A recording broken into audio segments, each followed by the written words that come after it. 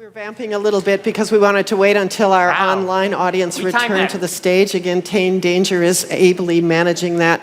I'm a little jealous. For the last 2 years, I got to be the person online standing in front of the green screen, but I have to say, it's much nicer being with you all in the flesh. So again, Angelique, yes. Yes, here's to in-personness and also onlineness. Angelique Dwyer will lead off the questioning for us. Thanks very much. Well, thank you very much to Dr. Barreto and Dr. Ryder for your wonderful presentations on the importance of the paradigm shift, right? Focusing more on community and less on individualistic aims. I'd like to allow questions now or welcome questions from the panel. Sure, yeah. Well, first of all, thank you so much for your talks. The overlaps and divergences were so fascinating to see, and the themes that you brought up, and also your attention to multiple forms of marginality was really, really important. And one thing that I noticed, and I wonder if you could both expand upon or maybe be in conversation with one another, is the distinctions between community and being in community, and thinking about how that shapes things like mental health, resources, stigma, thinking about the idea of choosing community, but sometimes how community gets chosen for us, and sometimes those communities then, if they're reflective of our religious backgrounds or cultural backgrounds, have innate, stigma sort of built in. So just thinking about maybe just that conversation of being in community, because I'm sure maybe that's a phrase that some people haven't heard before, and so how those work together, or sometimes not. So I'm not completely sure I understand the distinction you're making, but I do see an important one, so I'll go with that, and then we see.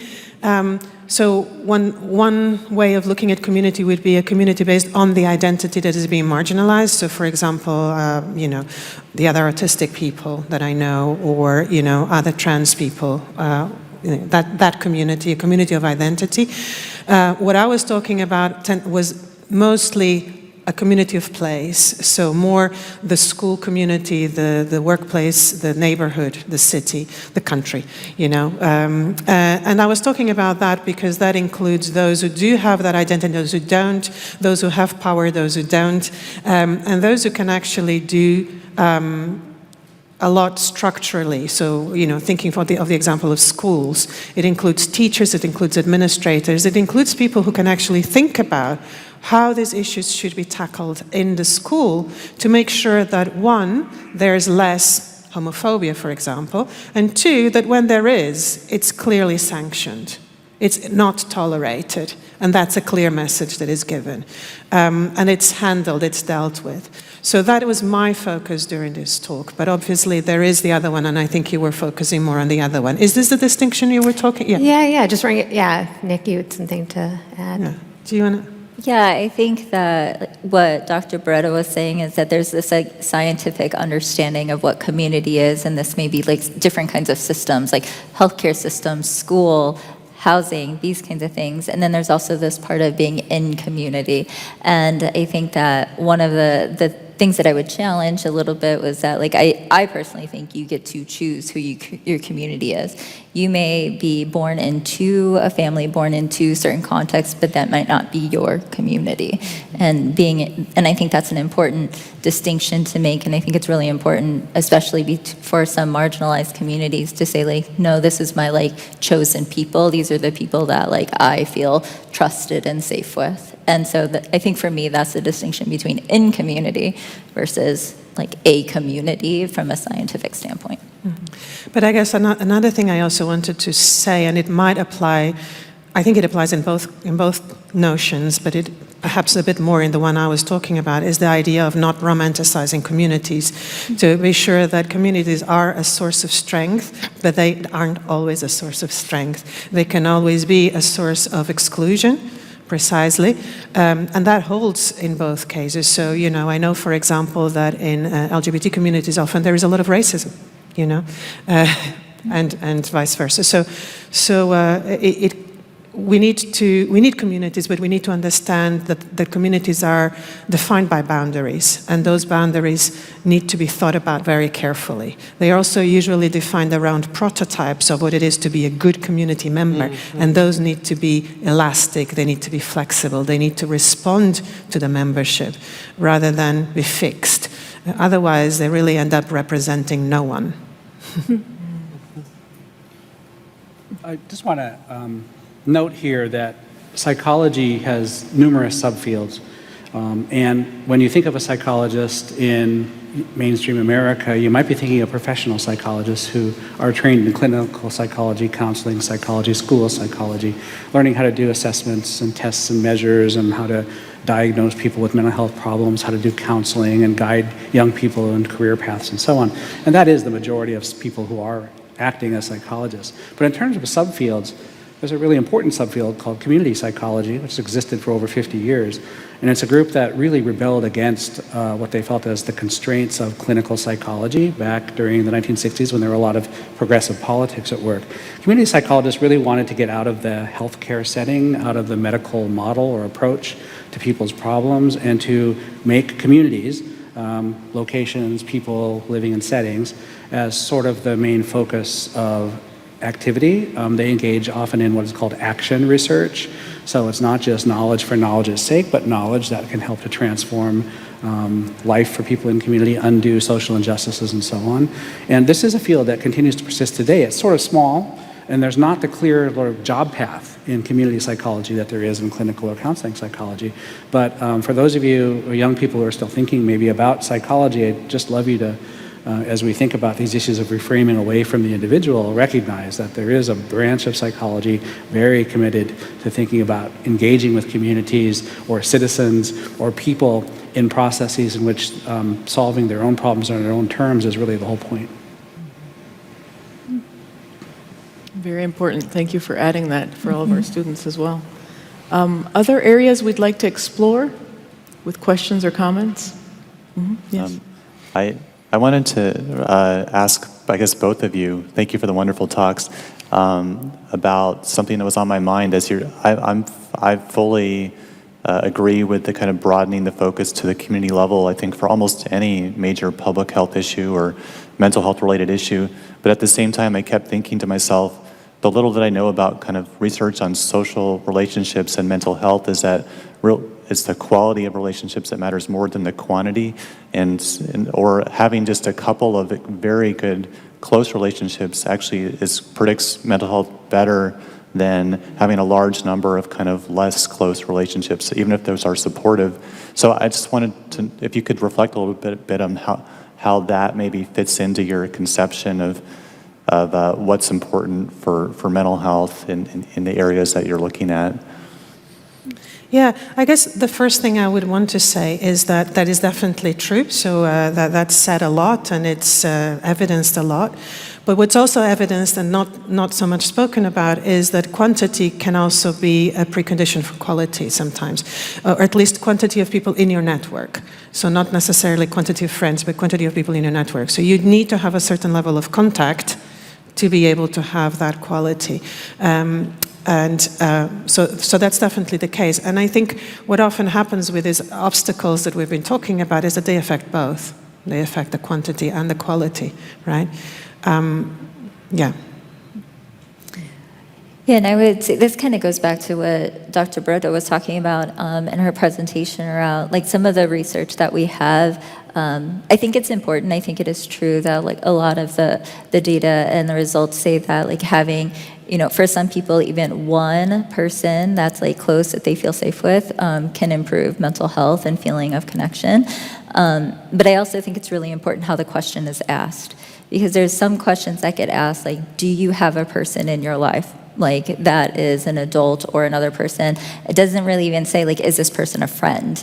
And that is a very different question than asking, do you have a person in your life, adult, peer, fill in the blank, that you feel safe having talking about your problems, for example, and being able to say like, like those questions are different, and I think that that's important for contextualizing some of the research that we have. And I think that also gets a little bit to more of the nuance around like the quality of a relationship, because you can have a person in your life but never like talk to them, right? But the person, you know the person, they're in your life, and then there's another when you have someone that you can really talk to and confide in. I guess I'm also thinking about what you said first about the public health angle, and I'll just take the chance to have my little rant about that, because yes, it has been extremely important that loneliness was highlighted as a public health priority. I think it has been very important to mobilize resources and attention for the problem, but it has also had some side effects that were not so positive, and some of them was the medicalizing and the sort of individualizing of this, paradoxically, I know, because that's not what is intended. And one of them, I don't know how many people have heard about it, but there's this whole idea of developing a pill for loneliness, which I don't know if it's hilarious or problematic. It's both, really, because, you know, what are we talking about then, really? But then again, I guess we could say the same thing about depression. I mean, that's interesting. It seems to me that the question of why we need to counteract or counterbalance the individual focus of some of these issues pertains to why it slips into a medical frame of reference to begin with, which is that's where resources are, that's where expertise are, that's where there's someone tasked with doing something that could make a difference. So you can certainly medicate people who are lonely, and some of them will feel better. Is that the right thing? Is that the right responsibility? I think we're saying no. At the same time that you can see then why it becomes individuated, it becomes medicalized, which is all about taking a patient and having a doctor work with that patient within a healthcare system that's paid for in certain ways to help a person feel better. That may not be the remedy for society, but who else in society is tasked with really thinking about this and doing something about it that matters? And so in some ways, I guess my question for you both is, how optimistic are you that the call to reframe away from the individual to societal level interventions that change structures and systems instead of individuals is actually going to make a difference? Well, I think we are at a particularly good point for, at least in my field, in the focus on loneliness, because silver line, the pandemic silver lining has really given more attention to loneliness, and people have become all concerned about it at political level as well. And unfortunately, not necessarily in the right way, but they're still listening. They're still listening. And I think a lot of these issues could be talked about in different areas, in different ways, perhaps would have less, they would be listened to less. But if we tag it onto loneliness and to those discussions, perhaps this is a good time to be listened to. You know, I've been working now with the Wells Center for Public Policy, for example. They are wanting to listen. They are wanting to develop an implementation plan now. And if you don't do it now, perhaps you miss the boat. Is the boat that you miss? Yeah. So, yeah, a little bit hopeful.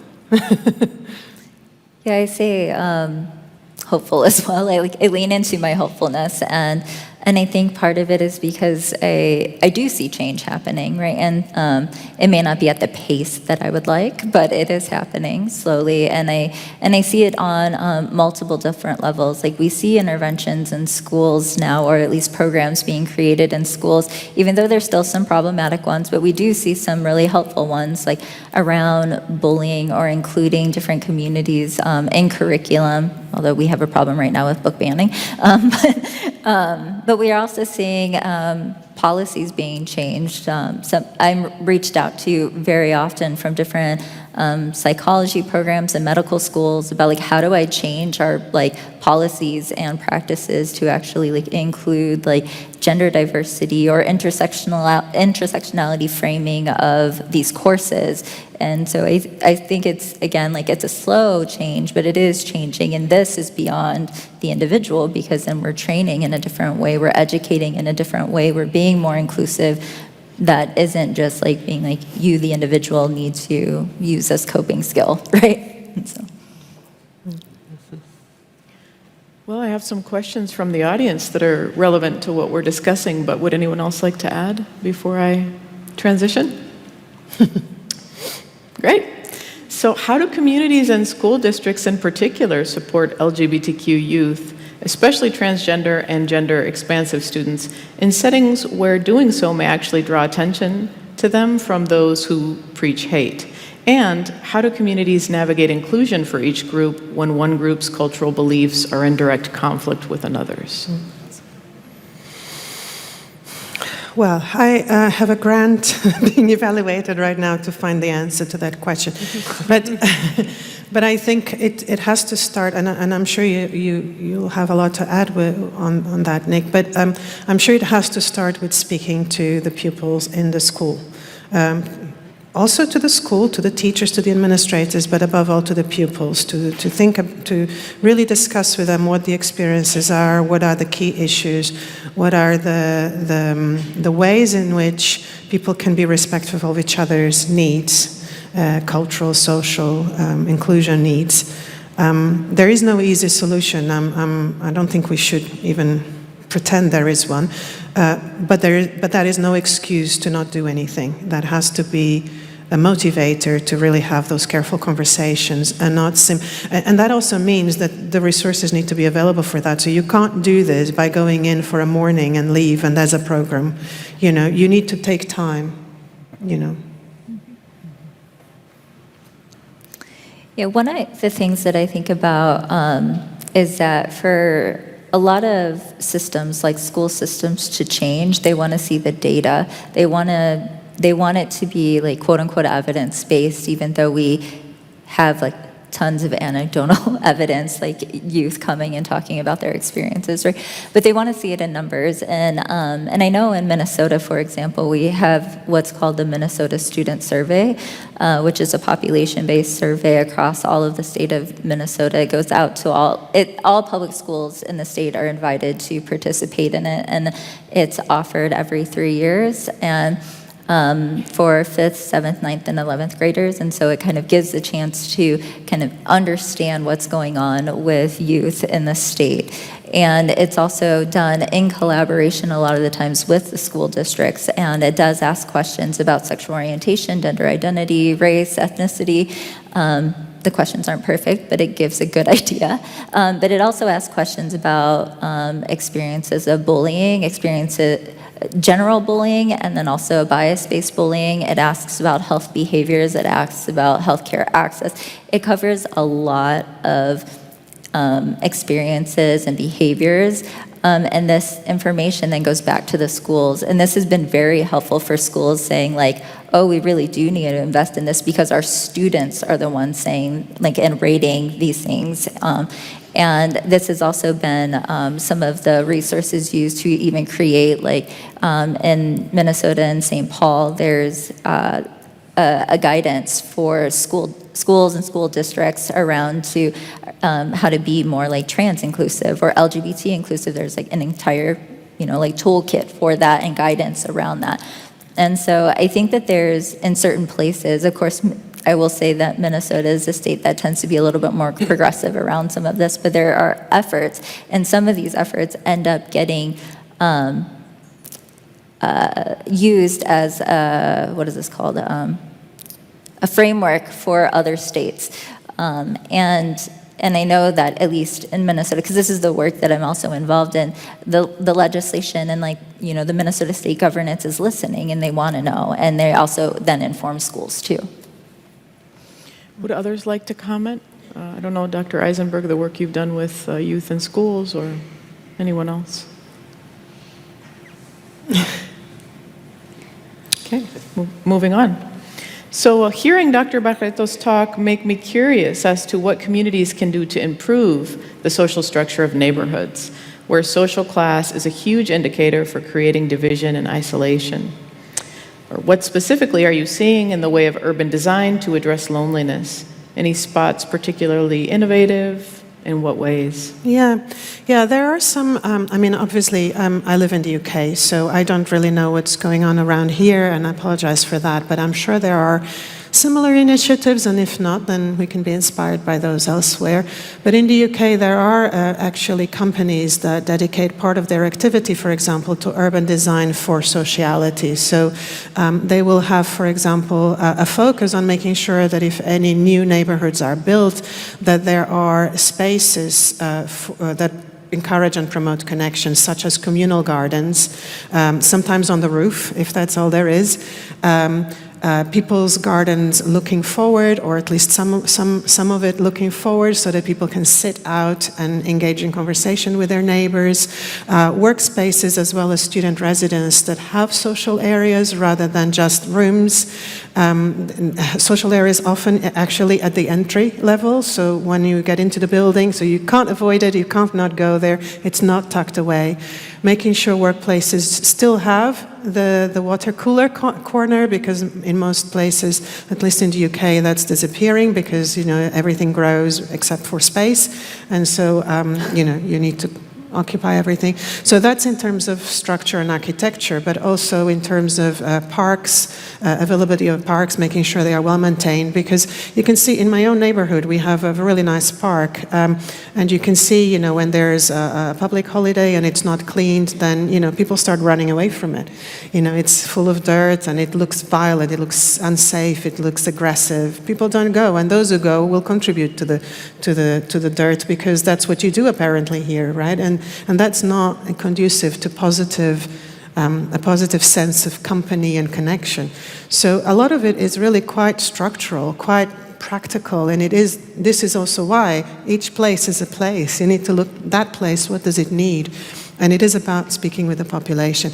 But there are also other little things that we need to be aware of. So, when you create Facebook groups or WhatsApp groups for communities, to really keep an eye on the fact that a lot of the bonding that goes on in there is done around very restricted ideas of what it is to be a community member. And, so for example, when the pandemic started in my neighborhood, they created a WhatsApp group that I was placed in. And in 2 days, I left the group because it all became very much about Britishness, and, I'm just not part of that. And it started feeling very much like I wasn't part of my neighborhood, which was a thing I didn't want to happen. So I left. So that wouldn't happen. But some people might have stayed and received that more frequently, and, started feeling quite left out. And, so little things like that, if people become more aware of what they're doing, yes, they're functional for some, but they're actually really bad for others. So we need to think about those better. Yes. So I could see people kind of rushing to develop interventions and programs that address loneliness.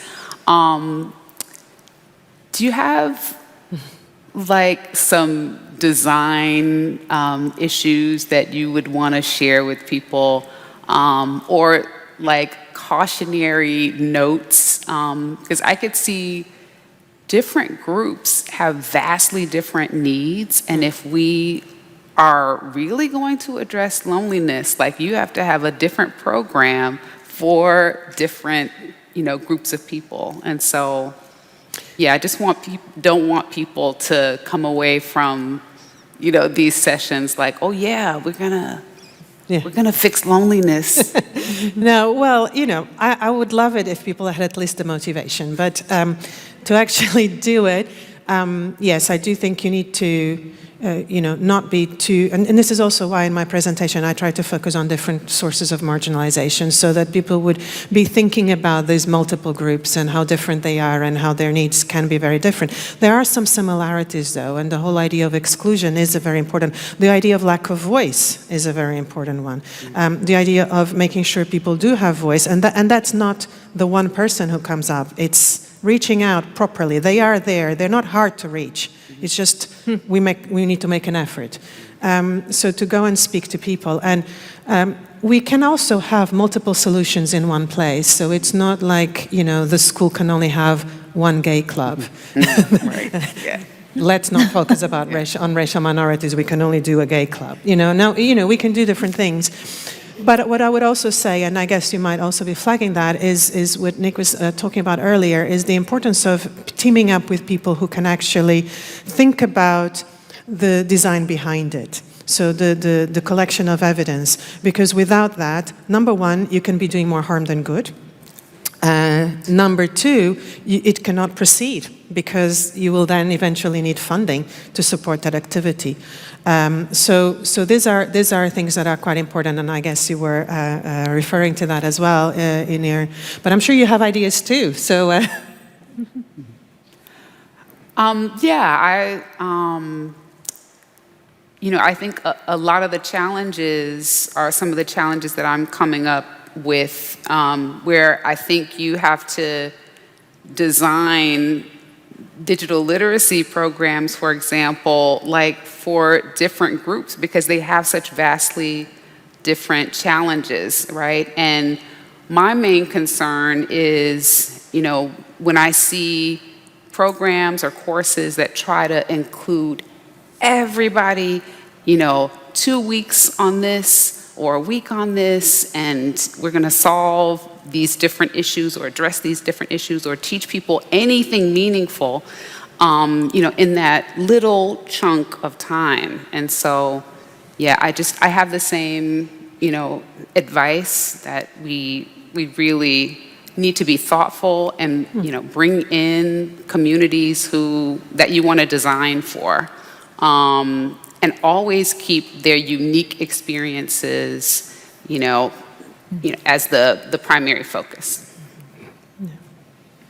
I wonder if I could follow up with a question, which is about loneliness in particular, and about where you think it comes from. Sometimes the origins of a problem help to give insight into what might be done about it.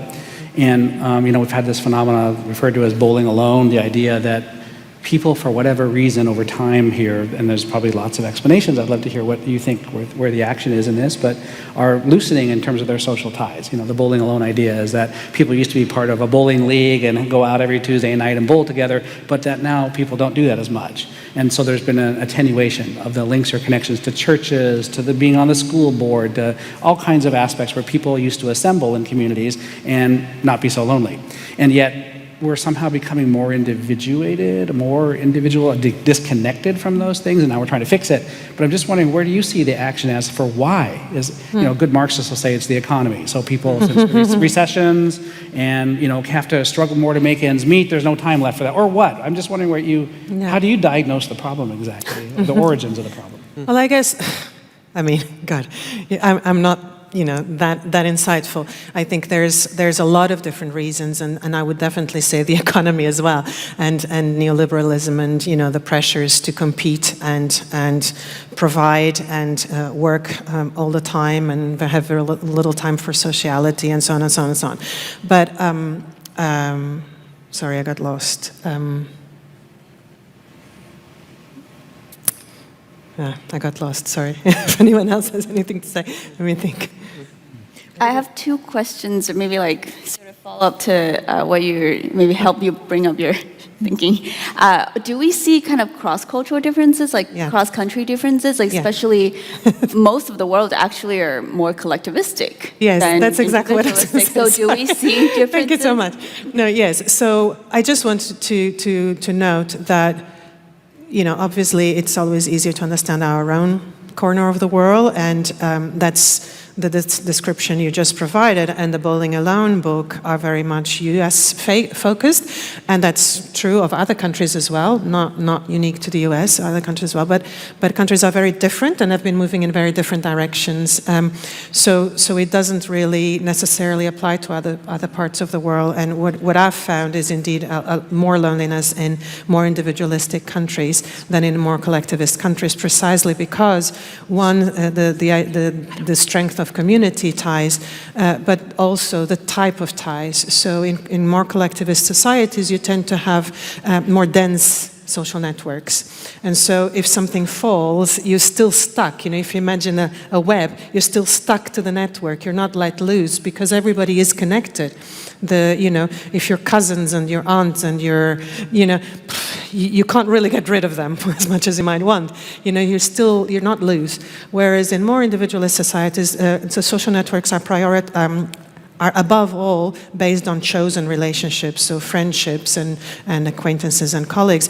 And so if you can quite easily actually be set loose, at the same time you have a choice. So if things go wrong, you have a choice. You can rebuild your social network. So there's advantages and disadvantages there, but they're less resilient. And I think the other thing is also, and one of the common critiques of the bowling alone idea is that, there is many other communities and many other ways of being sociable that are more on the increase. So for example, interest-based groups, activities that are done online instead of offline. There's a little bit of questioning of the truth behind that kind of observation as well. So, yeah. Yes. And I realize one group we haven't maybe explicitly talked about is just thinking about displaced populations. So we've talked about like place and community, but people for whom that place and that tie is severed, whether that's through war or colonialism or climate catastrophe. And so the extent to which, I guess, like there's this ideal of place and community and place-based community, but the ways in which it can be hard, if not impossible, to like reestablish that connection to the physical environment and like how to cater, I think, mental health resources specifically for that kind of that disbursement is something that I think increasingly, due for various reasons, is something to be prioritized. Yeah, and often what those mental health support for displaced communities, of course it depends on what displacement we're talking about, whether people are going in groups or isolated and so on, but often it's provided in groups, and that's for a reason. It's not just so that it's cheaper, it's also because it's a collective phenomenon, and it facilitates the building and solidification of ties, so that's important too. So it is both a physical issue, so now I'm not in a place that I recognize as me. It's a psychological sort of well-being, mental health issue, but it's also a loneliness, social issue. So it's all of those at the same time. And they often do go together, right? So this is why we speak of loneliness in the context of mental health. I do think we can't underscore enough, so thank you for sort of bringing up the idea that not only how permeable we need to think about our communities and ties, but also sort of the importance of like spaces. So I think, oftentimes people are like, oh, just because you have a cultural center or LGBTQ and women's center, it doesn't mean anything. Well, that symbolizes, I think, for a lot of people, like I can go there and for a sense of belongingness, and my voice is, like people can see it, and I can go there for some support. I think sort of thinking about, broadly speaking, outside of individual consulting room, I'm a clinical psychologist, right? So thinking outside of how we fix, quote unquote, this individual, what are resources that we can glean, even from the design of our built environment, or the systems that we need to support our livelihood. Like I'm working with an engineer actually in Dallas, and they have had really, like you presented very cool data as well. I think data is knowledge. I think just being able to see that there are these infrastructure deficits, and they tend to be represented by people of color, people of impoverished backgrounds and lower income areas where there are no green spaces, where there are no sidewalks, there are no parks, and there are these food deserts. So you can't get fresh groceries, or it's very expensive. You have to travel far, and the green spaces, it can help with air pollution, noise pollution, all those things that we don't think about, but are very insidious to not only a sense of loneliness that you're speaking to, but also just mental health and thriving and physical health for sure. So I think having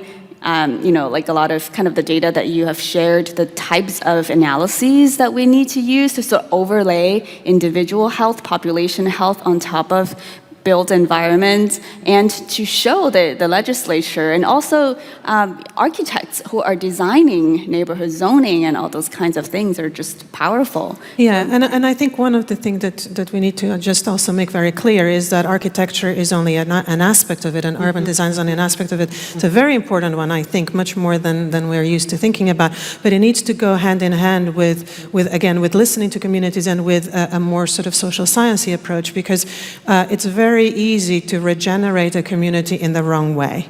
And there's a lot of evidence for really broken communities due to regeneration. So regeneration needs to be not just about buildings and spaces and parks and cleans and paint. It needs to be about people as well, and respecting what is it that they want. Is it the swimming pool or is it the community center? Where should it be? Who is it going to affect? Who is going to have access to it? And who is going to be displaced as a function of this? Because that often happens as well. And what ties are going to be broken? Often these are deprived communities that really rely on each other a lot. So to break that is really to break a person's pattern of life and relational network. Mm-hmm. I just wanted to follow up on that a little bit, Manuela, with a kind of a crazy question. Some of you know I'm a philosopher of food, and one thing I'm really interested in is the notion of the Food Policy Council, which, obviously policy councils, everyone wants to join those, right? Okay, no, but what a food policy council does is says there's this nexus of issues that are connected to each other that cut across myriad demographic groups, but that says we're all interested in healthy, safe, culturally appropriate, affordable food available at all times. And what it does is says, what are the bus routes in this community? It brings together all kinds of people who might otherwise be on very different sides of an issue. And so I'm wondering if you can think of if I'm crazy, or if I'm not crazy, are there other models like that enable us to maybe say, I'm finding common cause in an unlikely way as I form community? No, I don't think you're crazy, at least not based on that. And, there are... I think that was a left-handed compliment, my mother would say. At least not, there are people thinking about that kind of food as a way of uniting people. I think even the most culturally narrow, to put it in a nice way, people will appreciate tasting other people's food. So, food is a really great unifier. And so there's that happening. And there's also some other related things. So one of the projects that I'm remotely but connected to is a project that has to do with primarily thinking about physical health of people in rather deprived communities who have very poor mobility and who basically weren't eating enough and were really very frail. And, so the project started with how do we get food to these people, good food, not just any food, not just calories, but good food, things people want to eat, and make sure. And then I said, well, what about talking to them as well? What about actually giving it 20 minutes instead of 5 so that the person can actually sit down and have a chat? And what about it being the same person every day? What about, And so we've piloted a system like this, and so far so good. So there's lots of things that you can do that bring things together rather than having a plan for this and a plan for that, and they're all disconnected. Yeah. Mm-hmm. Thank you. Yeah. I do wonder if there's not also a really big issue at stake in all of this, which has to do with individualism and what we might think of as alternative, whether it's collectivism or there's different ways people language this. But in terms of individualism, I think that what you see in places like America and other affluent European societies, for example, historically, is that individualism emerges from great wealth or affluence, which came from plunder of the rest of the world through colonization. And in any case, it gives rise to the ethos or the primary values of individualism or egocentricity, which are really choice and freedom. Interdependence or sociocentric self-configurations, you might want to look to a kind of Marxist explanation. People end up in those kinds of self-configurations because they depend so much on each other for resources, for example, when there's not enough of them. So I guess my question is, once someone is affluent enough to have choice and freedom instead of what we might think of as the ethos or values of a sociocentric self-configuration, which are roles and duties, do people everywhere choose choice and freedom over roles and duties? And to what degree is our criticism of the social structures in which we're socialized and live in really override any interest in roles and duties because of patriarchy and racism and all the kinds of things that have structured those things versus the sort of choice and freedom? And I just think that we live, it seems to me, in an identitarian moment when we're perhaps obsessed in, certainly on college campuses, which is where I spend my time, with our identities. And I just wonder how much that is about choice and freedom in an individualist oeuvre taken to an extreme. So I wonder, what does interdependence look like in the context of affluence? And who picks it? And how do they pick it? How does it get structured? I think we will remain wondering about that because it's a very big question, but I do think that choice and freedom are themselves cultural concepts. So, I think, I'm Portuguese. It's not the most extreme collectivist society, but compared to the US and the UK, pretty extreme. And what we believe is a choice. So, the choice to remain in touch with your family, the choice to take care of your parents as they age, that's not a choice. That's a duty for us. But others might see that as a choice. So I don't see there's a box of choices and a box of duties, and we choose. No, what's inside those boxes really varies culturally as well. So,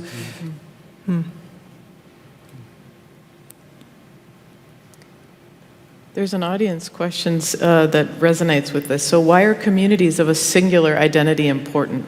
It seems that loneliness and feelings of unsafety could be the result of no regular in-person contact with the communities with which one identifies.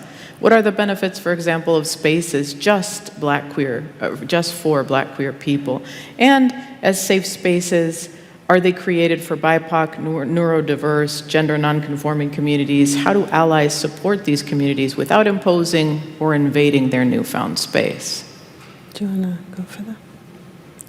I just want to make sure I heard the question correctly. So, are there spaces for Black queer people? And can you just repeat? So why is it important to have singular identity spaces? So a space, as was mentioned earlier, right, for let's say African American youth or queer trans youth, people of color.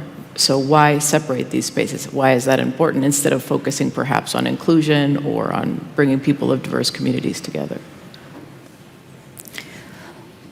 Maybe I give us a start and then you can come after. Yeah, or do you want to start? You can go ahead. Yeah.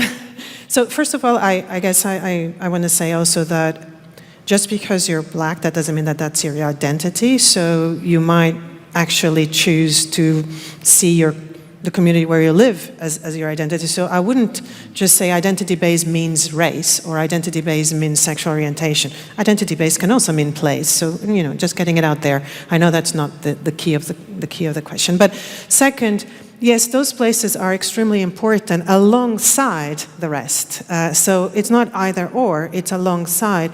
And why? Because they are safe spaces of exploration and of, we know, for example, that even with the best intentions, interracial interactions are tense, they're difficult, they're stressful for everybody. They take away years of your life if you did them all the time. So, you have to also have those spaces where you're not constantly struggling, not constantly on your toes, and that where you're free to explore what you do value and what you don't.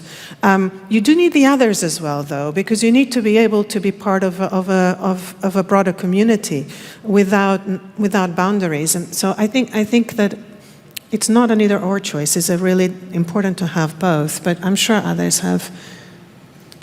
Yeah, what I was going to say, I had a lot of thoughts pop up, and so I was like, okay, let me organize myself. But adding on to what was said is, I think it's, we have to understand that we all have multiple identities and multiple, social positions among ourselves. No one is one thing. No one is only a woman, right? There's people who are Black women, Asian women, we're all, along with a lot of other identities, right? We all have multiple. And how they all affect us is very differently. And historically, how some of these groups came to be is because certain groups of people were coming together because they felt excluded and they needed a space. And then there were more breakoffs from them. And so when thinking about intersectionality, for example, there was a group called the Combahee River Collective that was a group of Black, lesbian, and feminist women who came together and actually branched off from a Black space because they didn't feel like their needs were being heard or addressed. And so we have these examples in a lot of different spaces where there's these groups that come together saying, like, we are not being heard, we are not having our needs met, and so we're going to make a group. And then there's other identities within that group that are like, now we're not being heard, but we want to push this forward. And it doesn't mean that it becomes divisive necessarily, because in a lot of ways, some of these groups have worked together for a larger good as well. But it is a space where people are kind of come together and say, like, okay, we have this shared vision or these shared experiences. How do we work together to make this move forward? And how do we then bring others along with us if we can? Mm-hmm. So in individualist cultures, we are expected to feel completely self-sufficient, but social norms expect us to have a strong and expansive social network. Please discuss this cultural dissonance and its effect on perceptions of our own loneliness. So I am definitely not an expert on individualistic societies, not having come from one myself, but I would imagine that the second part, that social norm for an expansive network, is probably a norm for a fairly superficial expansive network. So, for example, a professional network that reaches far and wide, but they're not your friends. They're just colleagues you can exchange favors with, or potentially being good neighbors. So that is not contradictory with being self-reliant and self-sufficient, because that network is there on a sort of exchange of, when I say favors, I don't mean necessarily, cold stuff, I mean, favors can be taking care of each other's children, for example, now and then. So those things are important, and they build ties, and they sustain and provide support, but they're fairly superficial. They do not take away from independence and from self-reliance. And I wish people would understand that everywhere and all the time, because those are really important community builders. So I don't think they're contradictory. I think they're done differently in different places. Those people who are in those networks will be different in different cultures, but they are always there. We all have those to some extent. But I guess someone who knows individualist societies better might have more to say. I'm betting there is someone on this panel, or several someone, 6 of them perhaps, who have thoughts about that. Well, yeah, I think one thing that's interesting is, and I think it's a really important concept, talking about interdependence, because, or at least I guess through the framework of disability, in some ways, independence gets valorized and then dependence gets pathologized. And there's a greater movement towards this notion of interdependence, in part because of disabled people needing to develop networks of kinship and aid within the context of societies that were built explicitly to exclude them. And so I think that we can think about interdependence and like designing for interdependence. And I guess I applied design, which is its own fraught concept, but it's not just the design of spaces, but I think a lot about the design of technologies, the design of digital environments, the design of policy, I suppose. And there's been a lot of really interesting work coming out of disability, critical disability studies, and thinking about interdependence as this value that doesn't get kind of talked about or emphasized enough, that it's just this duality, this binary of dependence. You're either dependent or you're independent, and one means something or the other does in certain ways. Dr. Alper, would you follow up with an example of that, actually? Because I know that you've podcasted about this quite a lot, for instance. And if you could just give a particular instance of a design technology to put you on the spot. Yes, I'm sorry. Yeah, no, I mean, I guess thinking about youth and like bringing it back to sort of that context, thinking about, my child does things independently. They can independently, play video games or something, but they depend on me to help them with their homework through this, computer technology or something. But there's certain ways that we then add a layer of, well, don't become too dependent on us. Don't become too dependent. And then at the same time, different values that I'm not kind of phrasing this right, but at least in the context of disability, it's, the assumption that you're going to be dependent, and then we don't give you opportunities to practice independence. But at the same time, what's so wrong with needing other people? Shouldn't we need other people? And why? Who gets to be independent? And whose dependence gets to be valued, and who gets to be, independent, and their independence be valued or characterized in a certain kind of way. Yeah, back to Professor Gaughan's point, there's the model of the independent liberal individual is a model that actually described no one ever. It was just that the people who seemed to be independent were the ones who had a lot of people in the background making them appear independent, right? Professor Loy, I think you had your hand I don't up. want to stand between people and lunch. So. No, you're not. No, you're not. I think one thing that I'm just maybe echoing more than anything is in terms of when we think about individualism or collectivism or intra-dependence or interdependence, in a lot of ways, we make it seem like they are on the polarities. Kind of, I like what you said about duality.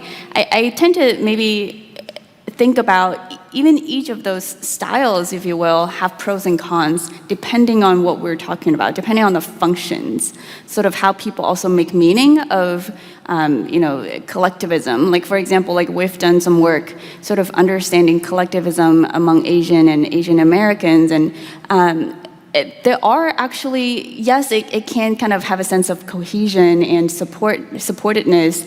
At the same time, there are some are perceived as a duty or obligations. Like if you think about my identity, I don't represent just me. I'm not my own person. I also represent my family, and shame and honor. So if I am not doing well, that means my family is not doing well. And that could be a burden, and that actually can have negative consequences to young people's, or even older adults' mental health as well. So I think it's kind of, it's neither or, it's, holding the dialectics and kind of it's both and kind of depending on sort of the functions of some of these beliefs and values and how they apply to certain maybe outcomes or behaviors or we're speaking to.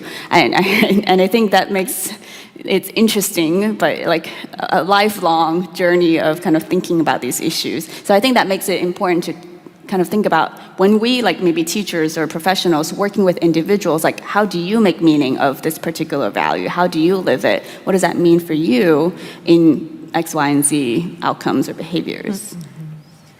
Can I just add, there was a question about why people need these same race, same gender spaces. And so Black culture is glorious, right? It drives popular culture.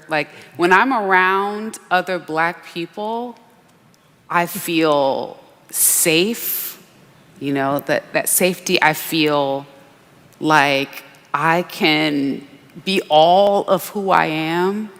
I can ask questions, and not have people think a certain way about me. So Black, queer, and trans people need those spaces because it may be one of the only spaces where, they feel seen, where they, can be all of their glorious self. And so for people questioning why folks want to be by themselves, it's probably one of the few spaces where they can be all of who they are. So, yeah. Maybe one last word about independence and interdependence, which is to say that all of humanity has the capacity for and has to engage in both independence and interdependence, depending on context and so on.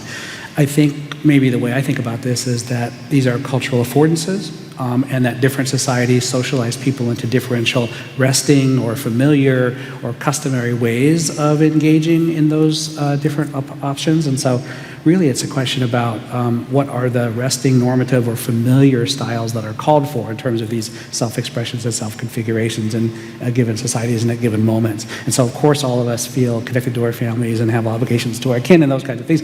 But for some families, it's incomprehensible that you would go away to college 1,000 miles away and then take a job in a big city across the country. Incomprehensible. Like, who would do that? They are abandoning home, family, all that matters, versus others for whom that's so normative, it's not even ever asked as a question of whether you should go to the most elite school as far away as it is, because, of course, you're trying to advance your career, build your network, and express yourself in choice and freedom, in finding happiness through money or career kinds of things in the way we do in America. Because our speakers have all been extremely diligent in staying into the time frame, we actually have time for another question before we will adjourn for lunch. So thank you to all of you for actually reading the part that asked you to confine your remarks to half an hour. You've all done it. That never happens. So Dr. Ryder mentions the importance of honoring the knowledge that already exists within the trans community about health and well-being. How can institutions, communities, educators, caretakers, and peers honor the knowledge that adolescents of diverse identities have about their lived experiences? Often adolescents are discredited for being young and naive. Yeah, I think that adolescents are amazing. I love talking to adolescents, and There's 3 adolescents. yeah, I was like, that was it. No, I really do, and I think that they hold so much knowledge that, similar to what this person was saying, they get discredited or they get dismissed, but they have so much to give, and I think that this is important in the systems that we're in, like to actually listen to all of the communities that we're working with. And I know that for adolescents and trans and queer adolescents, it's been really important for some healthcare institutions to even have a kind of an advisory group. It's sometimes it's called a patient advisory group, where they actually are advising in some kind of ways. And I think that it's important to have spaces like that. Also get feedback, right? There's a lot of ways to do that. There's ways that you can give surveys or actually have people built who are in community listening, because communities talk all the time. They tell especially in trans communities, and and I know other marginalized communities, they tell each other this provider responded in this way to me, in a positive, neutral, great way or negative way, and then some people will never go to them or will go to them. There's this networking that happens, and some people are willing to share that and say here's how you can improve, but it's actually giving youth and others the space to actually do that and compensate them for their time. Other thoughts about adolescents and the power that they hold to transform society? I'll just note that I've recently become aware of some of you probably already know a lot more than I do about this, but a term, youth participatory action research, which is sort of a youth version, I think, an extension of community-based participatory research. And YPAR is the acronym, YPAR, just something to look at more and read more, because there's a whole kind of thriving network nationally and internationally of researchers and youth organizations and youth. And the basic idea, I think, is that youth are not just being asked what they think, but they're actually co-leading the research and the programs that come out of the research. Well, thanks to all of our panelists. And just a reminder that you have lots of opportunities over the lunch hour. There are 2 new sets of workshops, also the Learning Lab and the Mental Health Fair in the basketball part of Lund Center. Again, you can walk in the Arboretum. It's another beautiful day, or tour the Nobel expansion. Use the facilities of the Bonnier Interfaith Center or the Christ Chapel if you would like some contemplative time. And again, I think it's page 27 of your schedule includes information about food. We will reconvene for music at 1:45 this afternoon, and the lecture will begin in the 2 o'clock zone. So enjoy yourselves over the lunch hour. Thanks.